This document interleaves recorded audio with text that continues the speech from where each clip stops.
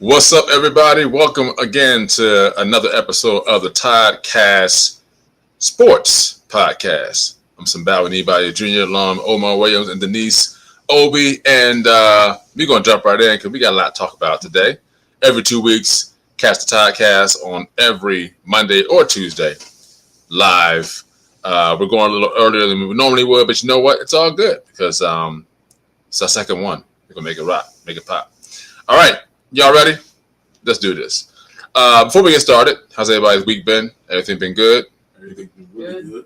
Good week. Okay. Good weekend, all that stuff. You know, we had 2 weekends go by, so now we're back in it. So now we got to talk about the past 2 weeks, what's going on, what's happening, what's popping. So while we're doing that, let's go ahead and see what we got on the board for today. Before we get started, also, again, you can always, subscribe to the Toddcast YouTube channel.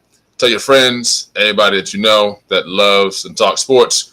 Talk about sports from the fans' perspective. Again, we are not analysts. We are not sideline reporters or anything like that. We're not professionals. We talk from the fans' perspective. We all have our own, perspective and professional perspectives, being that you play sports or you know sports. But again, we are not sports analysts or sports reporters. So everything we talk about and say here is from our own perspective and knowledge that we have.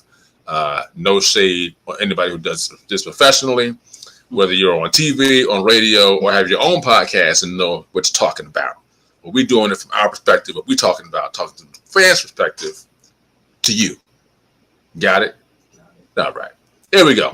Topic number one, love or like Hurts.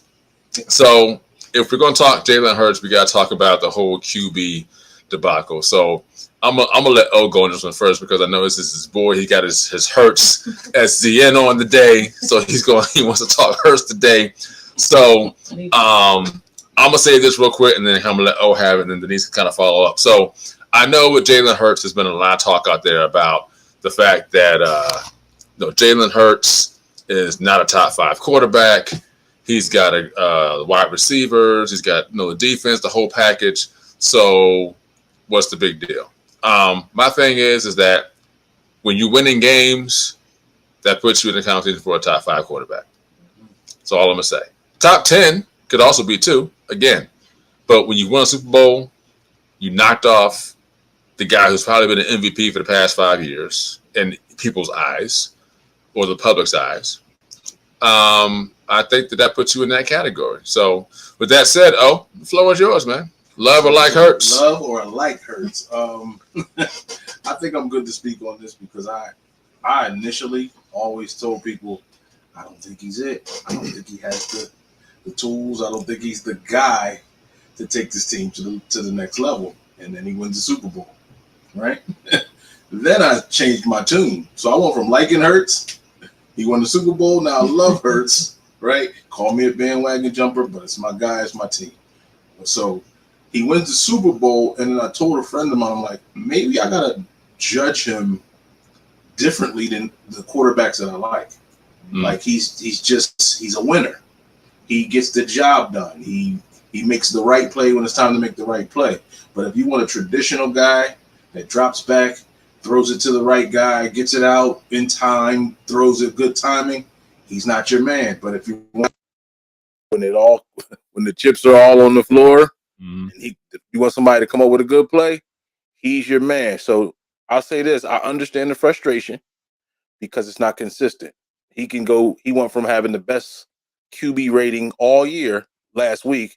He can go next week and play the Giants and look like he doesn't know how to play the position. So I get the ups and downs, and as a Hurts fan, I want him to be consistent. But we love Hurts over here. My wife even has a Love Hurts shirt. So we love Hurts in my household. I think it's almost like he's defying what we know to be true as quarterback. Okay. And I don't know if it's just something else. Maybe he got some more help that we don't know of, but he's working magic with his with the ability that he does have. So we love Hurts over here. All right. So Omar says love Hurts. Not like, but love. Denise, what you got? I mean, he did just get married, so I gotta love him too for that. So I think that helps his game a little better. But I think in the beginning I was skeptical too because at the time when Wentz was our main guy, we were used to Wentz and him and his style of play, and then he went down and Hurt stepping up. It's like, can he do it? Like, maybe, maybe not. But I think overall he's proved his point this season and these past couple seasons that through injuries, which I feel like he's had more injuries that he hasn't even brought to the public eye, but he dealt with behind the scenes, and I respect him for that. I'm also a fan of his Agent Nicole Lynn. So I'm also that kind of gave him more ammo for me to love him. But I think overall he's gotta love him. He's good. He's open to not only criticism from his teammates, but from his coach, his fans, and he just I think uses that to develop his play. And even this past couple between losing to the Broncos and to we just lose to the Broncos and the Giants. The Giants, yes. I think him sitting down with AJ Brown as well, and them just talking it out in the locker room. I think that helped too. So that goes to like him understanding, hey, like it's not just me, it's not just me carrying this team, but it takes us all. So you gotta love him. Love hurts. Love hurts. You guys are both married, right? Can you say love hurts sometimes? Love hurts. Love hurts. Okay, Yes, it so, does. Case rested. Thank you. Listen, I'll say this and then we can move on. But I was skeptical about Hurts at first, but then when I got into the weeds of what that was, knowing that he didn't have the same offensive coordinator 2 years in a row and this, that, and the other, it was like, all right, so there's some benefit of the doubt there, but still at the same time, okay, what happens when he has the same offensive coordinator for more than 1 year? Well, what's the result? Super Bowl. So, no, let's not make the mistake that there was a team around him, right? But when you're going from a different offense every year, different coordinator, different way of going about doing it, you don't have a rhythm. You have to kind of learn a new system over and over again. Now, one may say, hey, you put so-and-so in there and they would do great. Well, we don't know that. So, but when you win, what's the song? All I do was win, win, win, win. Listen, man, when you win, that puts you in a different category. And when you beat the guy who's been there multiple times over the past 5-6 years, it puts you there.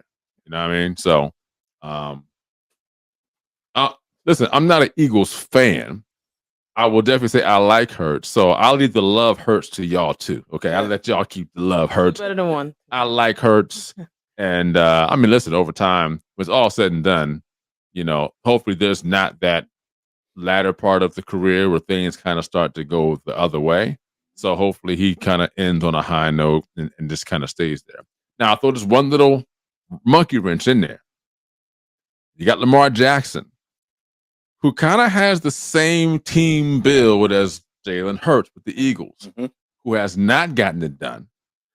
Different topic for a different day, but I want to kind of throw that out there because, Lamar Jackson's got 2 MVPs, correct? Yeah. 2 MVPs. Just not a Super Bowl. And when the playoffs come, there's just an extreme drop-off. Now, last year, it was like, a little better, but still, it was kind of like you had the team, you had the formula, now you got to get over the hump.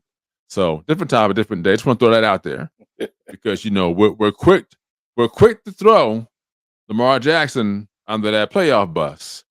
But then you got Jalen Hurts, who's been there, done that, and won. But then there's still another excuse as to why he's not a top 5. All right, I'm going to leave that alone. So, leave that alone. All right, next topic. Let's go Flacco.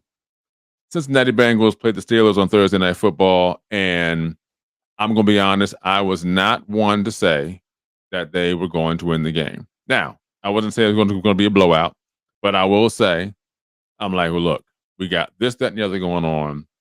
No, Joe Cool. We got our wide receivers. We got, the guys on our O-line, even though it's not the best O-line, but we got everybody we have except for Joe Flacco, right? Our defense is still questionable, but not as bad as it was last year. Definitely not. And we had 2 40-year-olds gunslinging it out on Thursday Night Football. And Just so happens the Bengals came out on top. Joe Flacco played like he was back in Baltimore. I have no idea where that came from, except for one reason. Joe Flacco said, I got two of the baddest dudes on the field. All I got to do is give him a chance and let it go. And Jamar Chase just played like he was outside of his mind. And I think this is my personal opinion. It's been said on other sports networks, but I'll say it publicly here. There is no debate who the best wide receiver in football is right now. It is Jamar Chase. Plain and simple. Jeffries, I love you, but you ain't doing what Jamar Chase is doing. So, and T. Higgins is the best two-man, or should I say the best Robin that's out there. Because listen, I'll say, give me that favor. I'm gonna make my point, and I'm gonna let you go. Make my point, and I'm gonna let you go. Let's relax. I say that because no matter who you throw it to, if Chase is going, and then you change your game strategy, you got T. Higgins that said, okay, now it's my turn. Yep. And so you got two guys that's kind of like, what you gonna do? Bad boys. When these guys come for you. Now you got a quarterback that can give them the football. Yeah. So it now becomes a different story. Now, can Flacco keep this up for the whole rest of the season? I don't know. We'll take it for now. And again, I'll take a W any way I can get it. But when you're throwing the ball like that and you're looking that good, it makes you pretty happy. What do you guys got to say about Flacco? Okay. I love it. I love the fact, like I said, he's a Delaware guy. So he went to University of Delaware, won a national championship. So we've been rooting for him ever since. Mm-hmm. Yeah, I'm a fan of it. I will say this: they simplified the offense for him. He was getting the ball out fast. I don't know if he was getting the ball to Jamar Chase immediately, fast. So I want to see him do this twice. Like next week, I want to see him do it again, and see if he can get Jamar Chase that kind of a game. Jamar Chase can catch half the balls and still have a good game. That'll be like 12 catches for I don't know how many yards he had.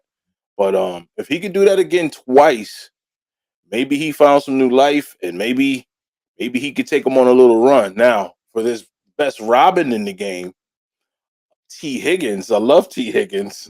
T. Higgins is good, I think. But I think the Eagles have the best Robin in the game. Okay. Not to put the Eagles on a Flacco topic. No, do it. Go ahead. But I will say I think that A.J. Brown, to his Batman, Devontae Smith is the best Robin in the league. Considering this game, he just had 180 something yards. How many catches? Like 9 catches. Yeah, so he's number 5 in the league in like receiving. So again, I didn't want to rain on Flacco's parade on this topic with the T. Higgins Devontae thing. No. Listen, I would say tomato. Okay. And listen, you probably can't go wrong either way. True. But I think the undisputed number one is Jamar Chase. For sure. Hands down. You can't debate Hands that. down. You can't debate that. What you got, Denise? I didn't get to see much of the game, just kind of busy, but I would say Flacco is the better 40-plus-year-old in the league right now. I know there are others. I've seen some facial expressions on the field from other 40-plus-year-old quarterbacks on the field. So I just think overall he's shocked me because from the pieces that I've been watching him play, I'm like, oh, he's still got some fuel in the tank. So enough respect to him, though. He also looked very calm and relaxed. He did. Like nothing rattled him. He was just kind of like, all right, like I've been here before. And it's like the longer the game went, the more relaxed he got. And I think too, it's that thing where it's kind of like, I got these two guys, and I got some other guys out here that are doing well. But I got these two guys. It's like just give them a chance. And if you remember back in if you ever watched the Cowboys documentary, or if you ever heard Michael Irvin said when Steve Berline, I think it was, that came in for Troy Aikman, and he told him, he said, look, you want to stay in the game? You want to have a job? Get me the ball. Get me the ball. You'll still have a job. And that's what he did. And Joe Flacco, despite that, Joe Flacco has still been able to make himself relevant at 40 plus years old. He's not moving in the pocket very much. He's just kind of he's a veteran quarterback that knows how to get the ball out. And if you put the players around him, he can get things done. So again, let's go Flacco. Let's see how far he can take us. We'll go from there. Shifting gears, including Flacco, we leaving Cleveland. We are leaving Cleveland. I saw a thing on Instagram the other day, and it said something along the lines of, if you want to be a good quarterback, leave Cleveland. Now, I'm going to find that actual thing so I can actually tell you guys what it actually said, because that way it'll give you a lot more content behind it. But it said, let me find it here real quick. Hold on. Let me find it. Hold on. So we can actually tell you what it said. It said, how to be a good NFL QB1. I'm sorry. How to be a good NFL QB, Volume 1. Chapter 1. Leave Cleveland. The end. That's what it said. And there were two pictures of two quarterbacks. One was Baker Mayfield. The other was Joe Flacco. The floor is yours. I think they doubted Joe Flacco too when he went to Cleveland. So it's kind of like, you're this 40-plus-year-old guy, and technically, like, in NFL terms, that's like 80, 90 years old. That's true. But so people don't really have high hopes for him, and then now, like, he's killing it, and you're like, so where was this 4 years ago? So, and then Baker Mayfield, he's been on top, like, winning, and I have a lot of respect for Baker Mayfield, though. So that's what I have to say. Just to name some guys that they did have before, they had, remember Robert Griffin III? They've had Johnny Manziel, Deshaun Watson, Jacoby Brissett still plays, right? I think he plays for the Raiders, something like that. But to the thing is, I've said this before, I'm a firm believer in organizations. I think there's losing organizations, there's winning organizations. With the winning organizations, you can plug in a mediocre player and he'll go to the Super Bowl. Mm-hmm. You can plug in a superstar to a bad organization and you become Joe Flacco in Cleveland. You go to the Bengals. I mean, I won't say they're the most winning, but they've been good over the last, 5 years? 4 or 5 years. Yeah, so they're turning it around. If they could just keep the quarterback healthy, they might get one. And pay their guys, that too. Well, I don't, yes, but a little deeper. Well, if they could pay their guys. On the table. Right. Pay their guys, keep their quarterback healthy. Again, they've changed the culture to it's at least a winning culture. Mm-hmm. They take Flacco, bring him in, see what he did. So I'm just a believer in, like, if the organization's trash, I think you go in there and just become, like, it's almost like you just become a part of it. And if it's great, you become a part of it. It's like a guy going to play with Jordan.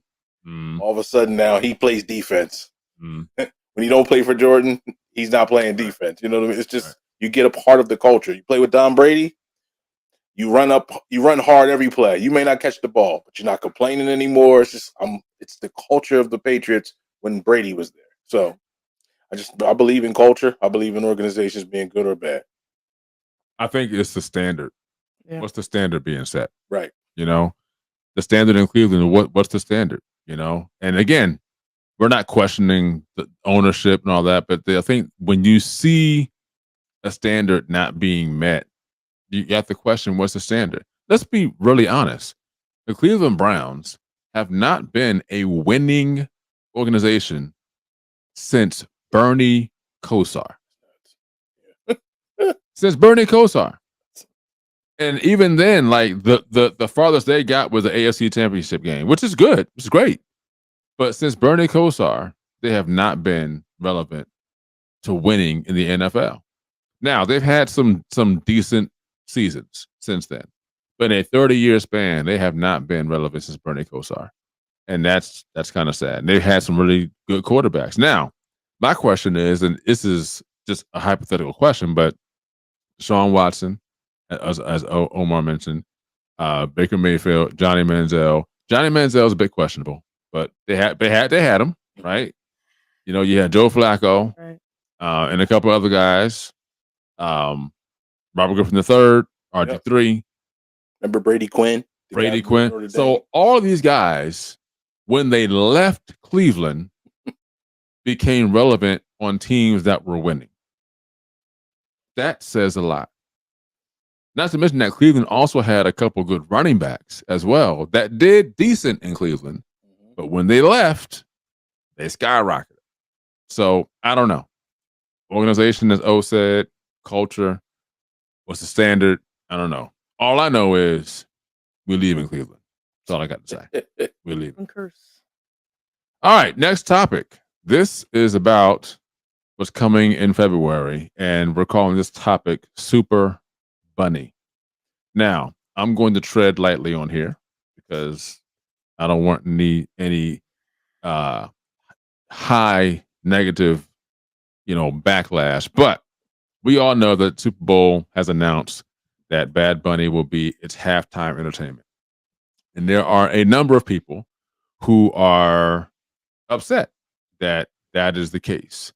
Now, I'm going to say this very lightly and gently. I will not be watching Super Bowl halftime show. That's all I'm going to say. I will let you two go from there, and then whatever response I have, I'll give it. But that is my take on Super Bowl halftime show. Now, listen, there have been some halftime shows that's been like, wow, we got families watching, and this is what we're putting out there. And so I'm like, you know what? This one here is just a little over the top for me. So, yeah, that's all I'm gonna say. All right. So before I thought y'all gonna leave me hanging out there, like, man, you were like, oh, I'm gonna leave you hanging out there on that one, there, brother. No, we're gonna leave you hanging, bro. before I give my 2 cents, just want to say shout out to Jamaica's football team. We are going to the quarterfinals in November, playing against Trinidad. Had to give my shout out today to that. Thank you guys. And back to the subject. I think people are a little uneducated in this topic because now we're saying, oh, he's from Puerto Rico, and I'm like, Puerto Rico is U.S. territory, so he can perform.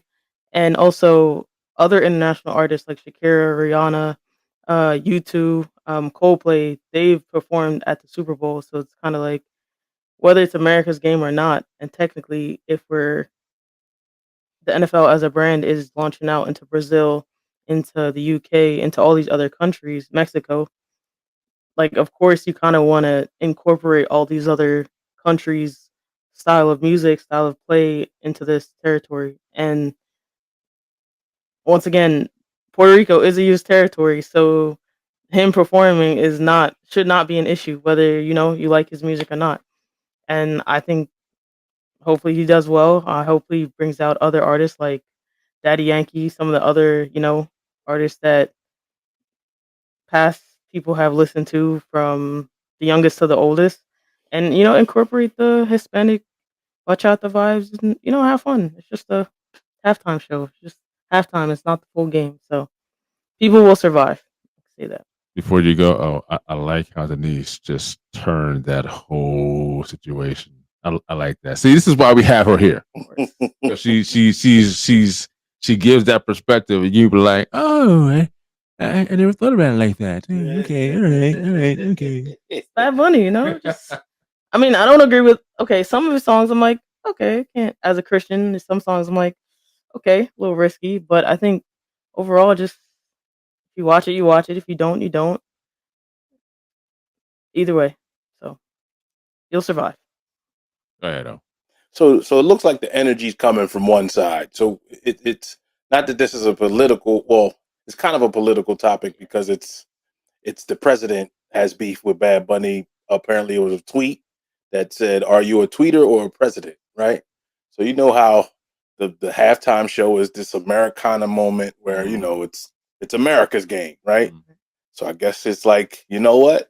Oh, you wanna come perform at our Super Bowl? No. And so I think he's getting backlash from from they're saying MAGA. So whatever that means to anybody out there, whatever MAGA is, That's what they're saying has a beef with Bad Bunny. So I don't know how I felt. I kind of had the same thing as Denise. Look, let this man. He's the biggest artist in the world. Let this man come give his Latin vibes, the PR vibes. Come do his thing. Like I said, I don't agree with everything either. But at the end of the day, this is an entertaining halftime, and it's probably going to be good. So I think they should leave out the politics part. A man should be able to say how he feels on Twitter, like the one he said it to, right? And he should be able to perform in the Super Bowl. I will say this from the whole tweet thing, and I think this is also cultural too, as far as our society, is that there is a respect factor when it comes to the president of the United States. Even if you don't care or like him, there is a respect factor. And I think that should be kind of brought up too. And again, I'm not throwing this dart at Bad Bunny, but I'm saying, and again, the president has a part in this, right? Because he's a big tweeter, right? And so you're kind of inviting it. Right. But I think too that when it comes to people who are in authority, there should be a respect factor, even though you may not like or care for them. There should be a respect factor there. And so I think that of course, in America, there's freedom of speech, right? But is it really? Right. Yeah. You know what I mean? There's freedom of speech, but I think social media has given everyone a platform to say, I have the right to say what I want because you're giving me a platform to say so. Right. I think we've said these things in the past, behind closed doors, on phone calls or whatever, but now social media has given us the platform to say, well, I have an audience now, so now I'm just going to put it on blast for everybody to hear and see. And now everybody has this whole clapback thing because now, well, I can do it from a distance. But this is one thing that Russell Westbrook said. If you're a fan and you say something about me in the stands or on social media that you wouldn't say in my face if you saw me on the street, then don't say it. Don't say it. Because it's easy to say it behind a tweet or a post, something like that, rather than say it to someone who's standing right there in front of you, right? Mm-hmm. So, overall, again, everyone has their own, idea about this, how it is, whatever your reasoning is. And again, I'm not putting my preference on anybody else. I'm just saying, like, for me, because listen, there have been some, again, questionable halftime shows at the Super Bowl. Even when Kendrick Lamar, like his was kind of political as well, right? Yeah. And listen, I'm all about the culture, but I kind of had to take a step back and be like, okay, what message is he sending? Because I'm not a Kendrick Lamar fan. I'm not really familiar. I'm familiar with who he is and what he represents as far as the culture is concerned. But there was a lot of things that were done. I'm kind of like, what does this mean? Like, what is he saying when he has this on the screen, and what's happening when he's doing that? So when I kind of dove into that, I was like, oh, like he's sending a message to America, particularly, let's be honest, white America, right? Mm-hmm. And so he was sending a message. I personally didn't agree that was the platform to do it. But again, he's not creating his message to me or anyone else who thought that. He was going to do what he was going to do. And that's the bottom line. And so, again, not put my preference on anybody else. Again, like other niece just kind of like took that and was like, well, so, you know what? Kudos to you. Kudos to you for that. All right. Let's get out of that trail. Speaking of Puerto Rico, baby. There has been, this is kind of outside of sports, but everything kind of encompasses sports, right? And I'll let Denise talk about this a little more because she kind of brought this topic up of, and I think this is more about, correct me if I'm wrong, this is more about people who are coming across the border, or is this something different? I had two things. I want to make sure I'm talking about the right topic that you're talking about when it comes to Puerto Rico. So you go ahead and kind of like set this one off here so we can kind of feed back on what you wanted to say. Oh, it was just about I think tying into the Bad Bunny thing, like people saying, "Oh, well, Puerto Rico is the country." Well, technically, it's not. It's a U.S. territory, and they follow by our rules and everything that we do. So it's okay. Like it's once again okay for him to perform at the Super Bowl. So Puerto Rico's not a country. Like whether he was an international artist or not, once again, it's okay for him to perform at a Super Bowl at a public event. And I just think I see it as we're once again marketing into all these other countries, and we're doing all this like trying to build a brand. So it's like once again, why are we fighting over one small territory in the Caribbean, saying, "Oh, this is a this is a country," when it's a territory, and he shouldn't be performing. So that was my small take on that. Okay. So, All right. mhm, I think when you said Puerto Rico, I think this is more in my mind. mhm, It was about Mexico because I know there was a thing where they were saying people from Mexico were kind of crossing the border on between like Mexico and Texas, some other areas that were mhm, down there. And I'm just kind of throwing this in there because that's where I thought we were talking about, but it's mhm. not. No, But I yeah, also get that too. It's like, okay, I get it. But to stay on the Puerto Rico kick there, um, we were talking too, like earlier about mhm, the United States and having what states are in the United States, 50 states, 52 states. right, And we were kind of looking up stuff. And it's kind of like, well, it's not really saying there's more than 50, but there are territories right, that the United States have that are in those kind of like, Southern America areas, Puerto Rico being one of them, right? So, I think there's also, I think Guam is another one that's there. U.S. And Virgin Islands. U.S. Virgin Islands, a couple that are there. So it's like, the U.S. territories. What else is there? Virgin Islands, American Samoa, Northern Mariana Islands. So they're all territories of the U.S., but they're not United States, Right. right? So I get it. I know at the same time, and I'm gonna throw this out there. And again, I'm not trying to. I'm not uh, trying to necessarily like support uh, Denise's comment, but if it was Jennifer Lopez, what would they say? If it was, Pitbull, what would they say? You know what I mean? And again, they might be from another Hispanic, country or area, but it's still like, what is it about Puerto Rico? And I know people have their own interest as to why they're saying it. And me personally, I don't think it's necessarily about Puerto Rico. I think there's a more deeper thing that's there. So we're not going to bring that topic up because we have our own things. But y'all know what we're talking about. We're not going to bring that up. You're not going to trick us into talking about that. All right. We're not going to bring that up. What I am saying, though, is that there's a deeper thing there people are talking about. And I think the Puerto Rico thing is kind of what they're trying to push without saying what the real deal is. That's all I'm saying. So I can add a little more to that without crossing the line, but I think also with him performing, I think it was just because he just finished his residency in Puerto Rico. Mm. So a lot of fans in the U.S. were upset that he didn't tour all over the U.S., but rather than he made people fly into Puerto Rico, spend the money, Airbnbs, hotels, food, everything, and come see him perform. When, I mean, I thought it was a great marketing idea for the territory, and it brought more revenue, not just for him, but for restaurants, Airbnbs, for even Ubers and Lyfts, because you need a way to get around the island if you don't want to drive. So I thought that was a good move for him. Like, think about it. There's more to it than just, yes, there's a political aspect, but look at all the revenue that was brought to the island for them. So what you're really saying is that he kind of LeBron James it. LeBron was there too, so I can add that. was there? LeBron was there. He did go to a show. I saw him dancing. You can't. You know what? See, this is why we leave in Cleveland. This is why.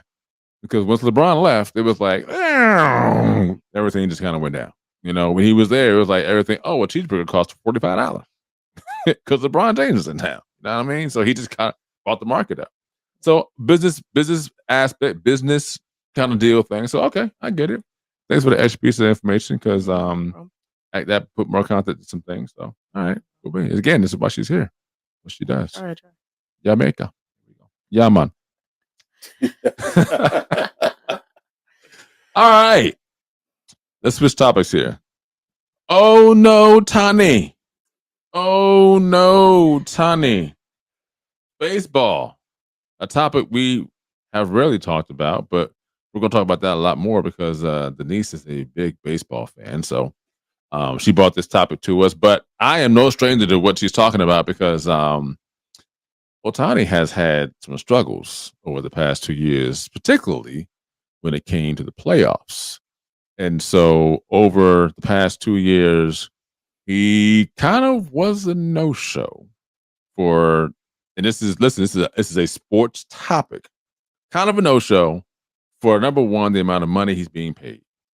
Number two, the star that he is. Number three, for what he was bought there to do, meaning the New York Yankees, right?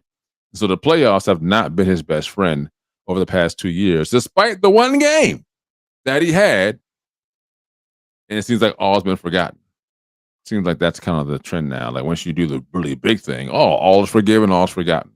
But we will not forget the fact that Mr. Ohtani did not show up in the past 2 playoffs outside of one game. I'm going to let Owen Denise have this one because I just wanted to kind of bring the topic up and let y'all kind of elaborate on what we have here with, oh no, Tani. The Dodgers. Yeah. Go ahead. Yeah, it's just to correct it. He's on the Dodgers. The Dodgers. I'm sorry. Yeah. Thank you. So see, I was thinking about who was I thinking about this on the Yankees? Aaron Judge. Aaron Judge. Yeah. See that goes to show you I'm not really big baseball person. I know who you are. I may not know what team. As long as you know the names, that's what matters. Listen, you know the name. Well, I'm not one to shy away when I made a mistake. So thank you for correcting me. I appreciate it. It sounds like you don't really like Ohtani. I'm not sure, man. I don't know. Yeah, he hasn't shown up in the playoffs, the last couple seasons. But I think the MLB, like I said, it's a business, just like all the other leagues.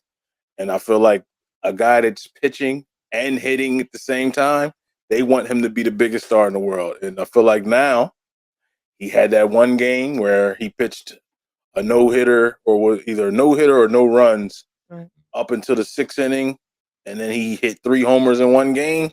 This is the game we've been waiting for, including myself.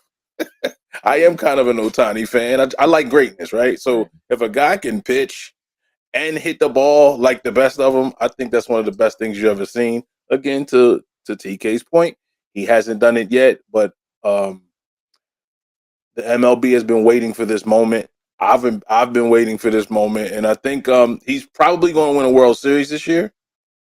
So he'll shut up all the critics. You think so? I do. I think he did already. But do you think they're going to win the World Series this year? I do. Oh, which question? Okay, I'm gonna answer that question. Okay. I think they're going to win the World Series this year. Okay. And I think Ohtani is going to go down. Yeah, he wrote his ticket to the Hall of Fame already. Okay. I just think you can't. Who does what he does? The last guy you heard of doing it is Babe Ruth. That's true. That's true.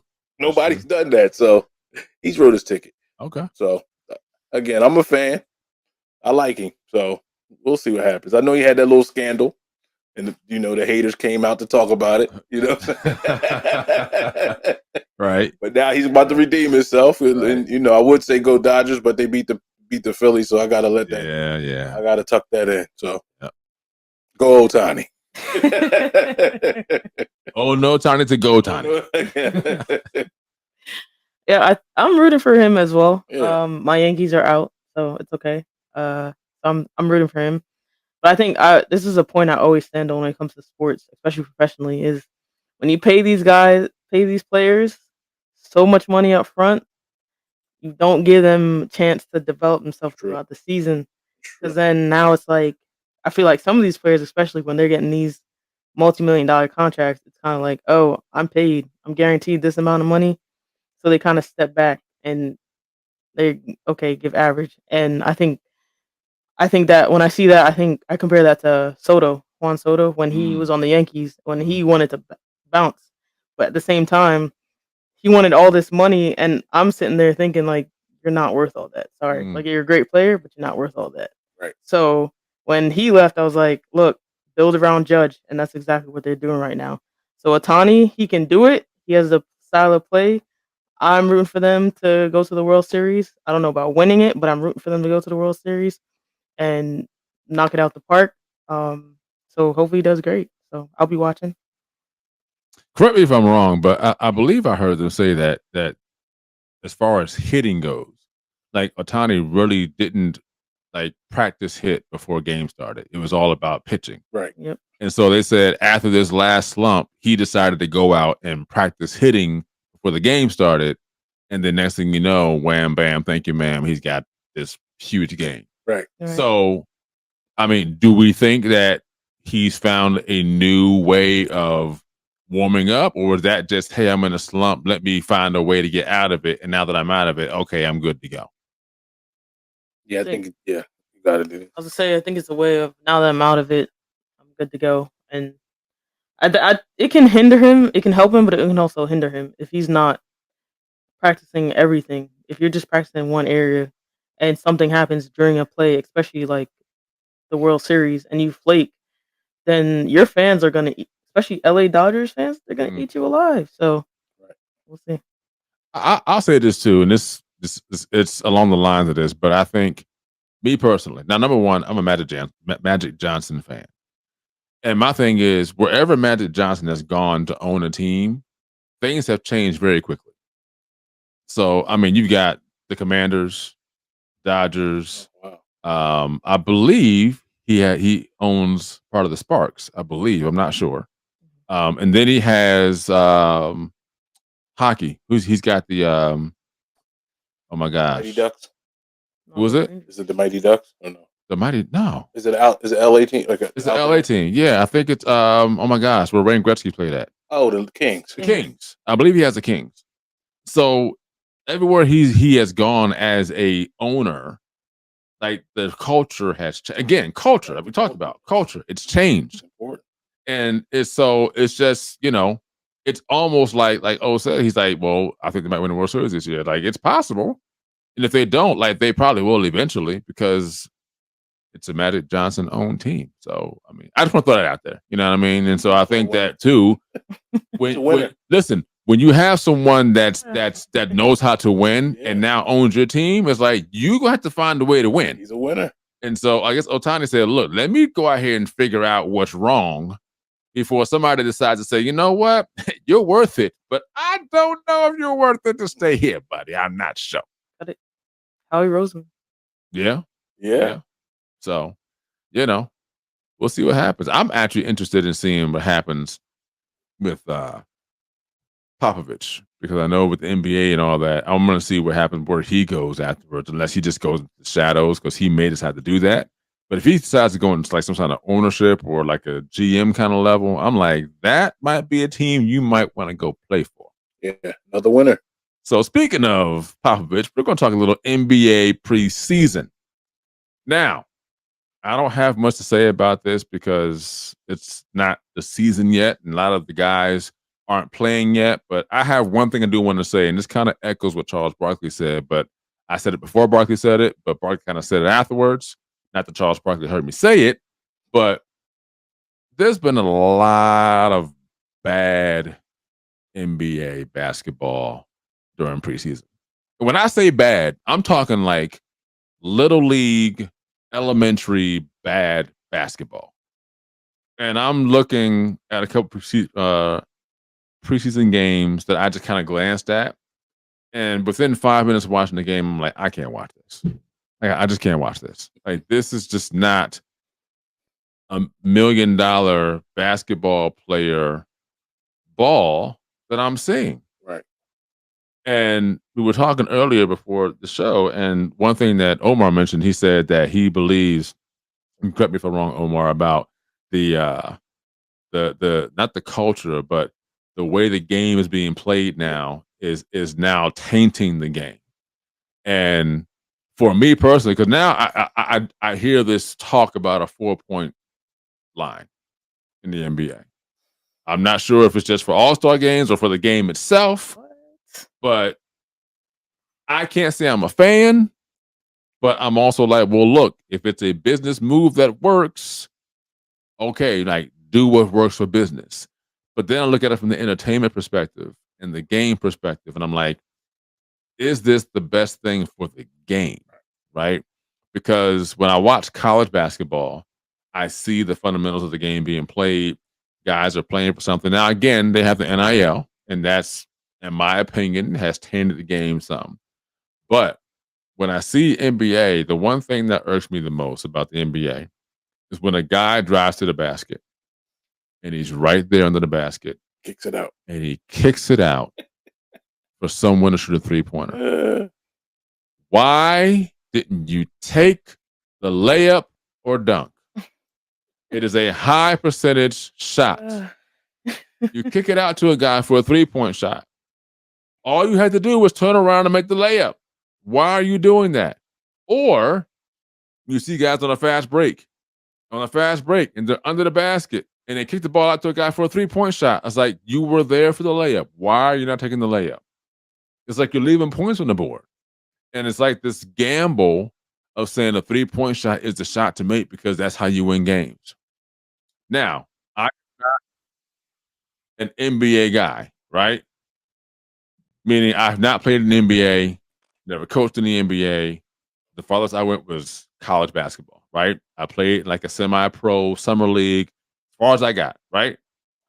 But if I'm in the NBA, and someone can correct me if I'm wrong, why, or should I, not why, I would likely coach my team, if I was a coach, to say, take the high percentage shot.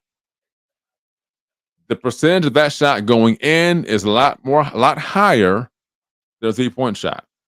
And the defense we're going to play is going to say, hey, we're going to play to prevent you from shooting the 3-point shot. Right. Because now it's like, if you make more than we make twos, yeah, you can win the game. Especially if you're playing against the Warriors. Like, that's a game you got to put up a lot of points in, especially if Steph Curry gets hot, right? Now, the NBA game is played differently than high school, college, all that other stuff, because there's rules and regulations against how you can play defense, all that stuff. I get it.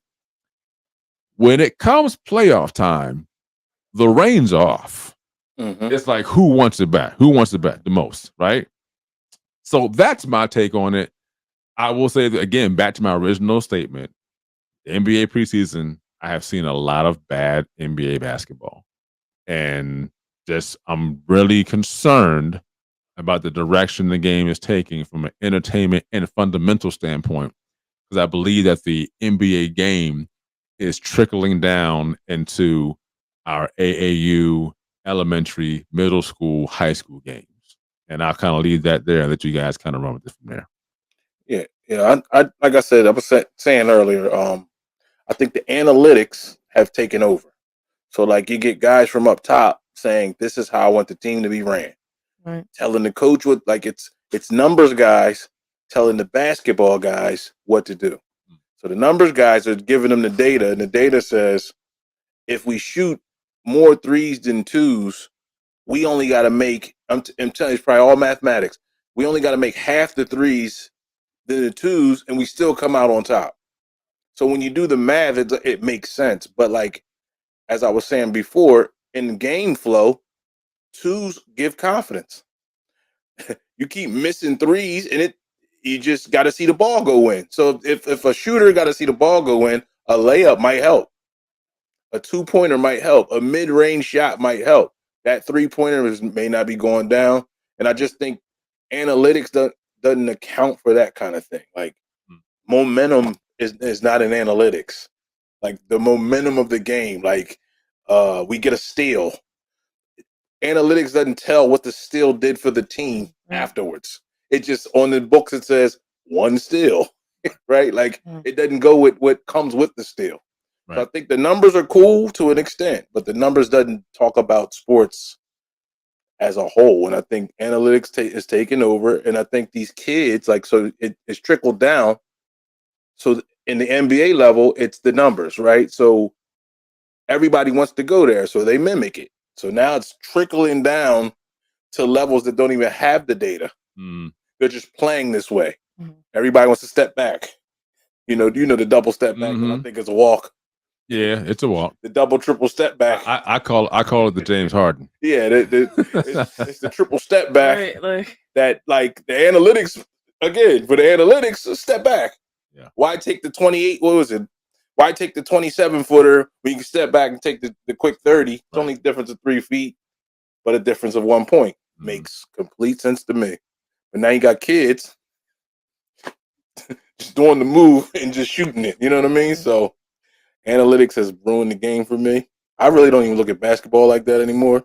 It's even sad to say it, but I can't do it until March Madness.